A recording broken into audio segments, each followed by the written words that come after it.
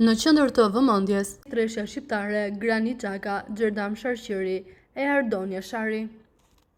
Çdo sukses i shqiptarëve në nivelet e larta i pengon shumë serbët dhe hidhen në sulm si pula pa kokë. Kësaj radhe një medium serb merret dhe me një tjetër emër shqiptar që bëri bujë me mbiemrin e tij në vitin 2022 në kampionatin botror në Katar.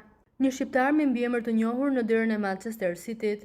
Ndeshja midis Zvicrës dhe Serbisë kanë qenë gjithmonë më shumë se sa sportive, sepse një numër i madh lojtarësh me origjinë shqiptare luajnë në ekipin kombëtar të vendit nga perëndimi i Evropës.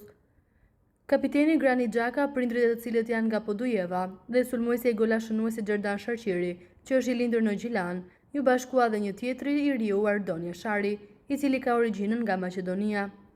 Ishte fanedha Jashari që Xhaka e veshi pas fitores kundër Serbisë në Kupën e Botës në Katar, dhe shumë e lexuan si mesazh politik, sepse ai i vuri vetes mbi emrin e udhëheqësit të UÇK-s, Adem Jasharit. Xhaka kishte gjetur një mënyrë të zgjuar për të treguar dashurinë e tij për Kosovën, nga janë prindrit e tij nga Podujeva, sepse ai nuk do të ndëshkohet.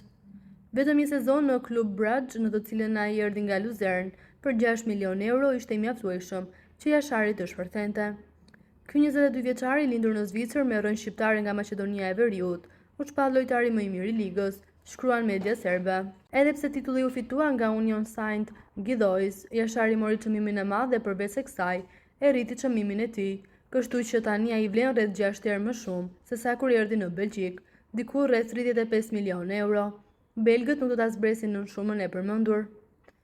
Borussia Dortmund dhe Bayer Leverkusen e kanë ndjekur atë në një kohë, por tani Manchester City ka hyrë në garë dhe nuk ka dyshime se ata kanë rastin më të mirë për ta nënshkruar me të. Emri i tij është në listën e ngushtë të Pepe Guardiolës dhe transferimi pritet të përfundojë në fillim të verës së ardhshme.